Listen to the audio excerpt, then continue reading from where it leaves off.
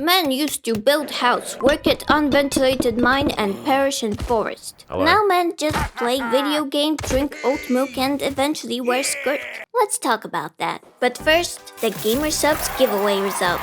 I asked you to write funny comments and the top one wins the giveaway. However, the comment that I personally found the funniest only got like 17 likes. So I messaged Gamer Subs for advice. And they said, why not do both comments? Because they're cool like that and their generosity knows no bounds. So, congratulations to both these guys. Make sure to put your emails in your descriptions. And as for the rest of you, use my code poopie for free shipping worldwide. Okay, femboys, what do we know about them? What do they believe in? Where did they come from? How did they get into my house? Don't touch that. And what do video games have to do with all this? Well, as with most things, it all started with the Industrial Revolution and its consequences on gender. See, in the 18th century, a very important discovery kind of reinvented the entire idea of gender. And that discovery was, well, women.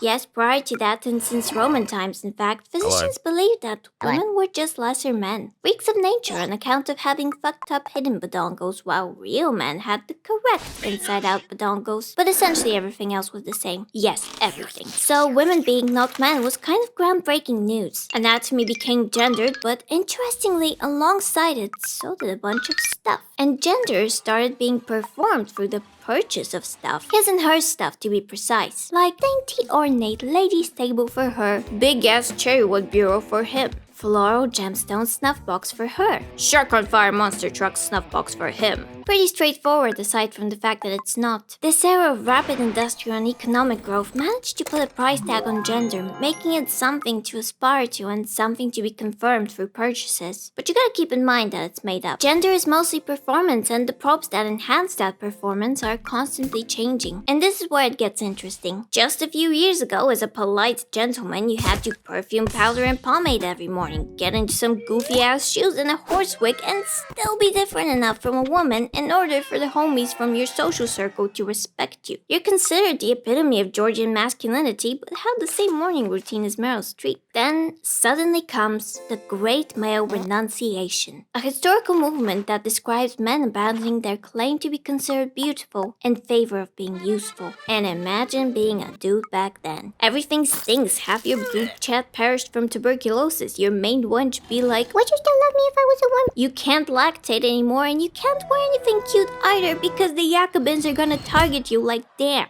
Succumb to religious psychosis it is, I guess. To sum up, 18th century gender norms had become aesthetically bloated and more ambiguous than ever. But the consumer revolution that led to a society which takes pleasure in mass consumption, an opportunity to travel and experience different cultures, if you consider France a culture, created the ideal breeding grounds for the proto-femboys, aka the macaronis. And yes, they were called that because they really did like macaroni. In terms of appearance, they wore shorter, tighter fitting coats, colorful stockings, shoes with large bows or gemstones on them. They had flower arrangements on their coats, a lace-trimmed cravat tied in a bow, and tiny tricone-style hats, which stood so high up on their powdered long curl wigs they could only be removed with a sword. And maybe it's the heavy influence of French fashion, maybe it's the excessive consumption of opium, maybe it's Maybelline. But polite society was not very fond of the macaroni. They were often associated with bourgeois excess, hypersexuality, feminine behavior, and possible homosexuality. As evidenced by this snippet from Oxford magazine. There is indeed a kind of animal, neither male nor female. It is called a macaroni. It talks without meaning, it smiles without pleasantry, it eats without appetite, it writes without exercise, it wenches without passion. And interestingly, I also found out that in many cases, the achievements of not only women, it turns out, but also feminine men were still being overlooked well into the 20th century. Because of this fear of blurring the line between the genders, and perhaps also because the art historians were simply hating because a lot of the 18th century femboys were wealthy and got mad bitches. But for example, painter Anthony van Dyck was described as coquettish and boneless, having neither the strength of character nor the intelligence of Rubens because he was, I quote, vain. a fault unknown to the latter, which is a sign of limited mentality. Beyond being a great painter, he was little more than a man of wealth pampered by courts and women. And another painter, Richard Cosway, I quote, ridiculously foppish with a small three-cornered hat on top of his powdered toupee, and a mulberry coat profusely embroidered with scarlet strawberries. And also a cuck, by the way, so the paintings are bad.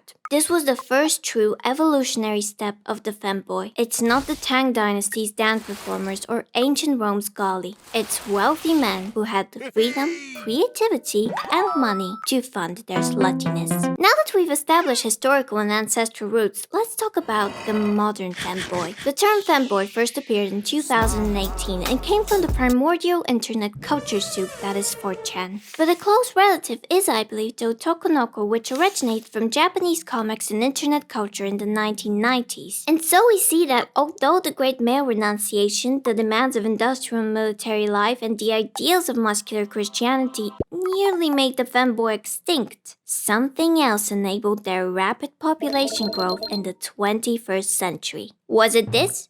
These? No, there was a missing link though. And to explain what it was, I'd like to bring your attention to a stereotype from Reddit. Game devs. Let me elaborate. Not conforming to your gender is something that throughout history has largely been frowned upon by society. Every era of free expression has been relatively short-lived in the face of stoic conformity. But that's just the real world. What happens when you have almost full anonymity and freedom in a virtual one? Oh yeah. The opportunity to experience femininity in a virtual space is something that only just became possible and is actually becoming more and more accessible as well as immersive. And something really worth exploring here is the effect all these virtual spaces have on cognition. My femboy hypothesis is largely based on something called the Proteus effect, a psychological phenomenon which describes how the virtual self influences the real self. Meaning, a person playing as a virtual character will conform to the stereotypes that are tied to the visual characteristics of that avatar, leading to changes in behavior and cognition both in-game and real life. This paper, titled The Role of Stereotypical Beliefs in Gender-Based Activation of the Proteus Effect, explains how tests of gender-based avatar effects have found that individuals will behave according to the stereotypical associations with the gender of their avatar even when it conflicts with the stereotypical perception of their offline gender. Much like how in previous studies, subjects who played as taller characters were more confident while playing. Ones with more attractive avatars were friendlier, more masculine ones acted more aggressively. So of course people playing cute characters would feel encouraged to act cute. Because as I already said, for the most part, gender is performative. From fluidity of gender identity adduced by illusory body sex change, I quote, "Gender identity is a softly assembled, self-organizing system that involves dynamic coupling between relevant biological, physiological, and socio-cultural factors. When all these factors cohere tightly, gender identity remains stable, but when coherence is poor, gender identity is updated accordingly." Immersive video games are an effective and risk-free way of trying on femininity. And I don't believe they are a form of subconscious self-brainwashing, don't get me wrong on that. Putting on a pair of socks or playing as Devo won't turn you into a femboy. However, enjoying those things and resonating with them if you're given the opportunity might.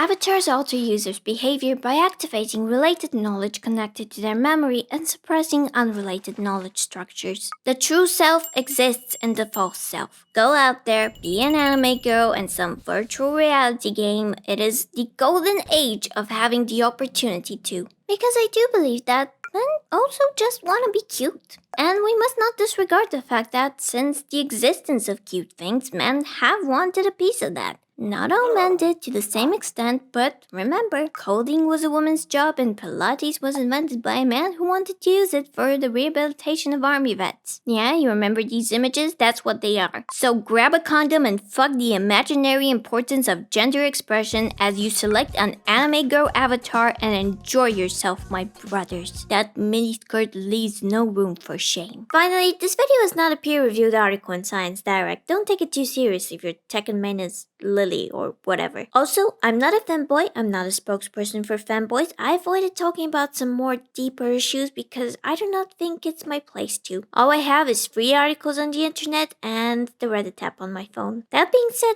thank you to Femboy Coder for helping me out and saving me a lot of time going down unnecessary rabbit holes. They're planning to stream making games soon. If you're interested, you can check them out. And that's the end of the video. Okay, bye.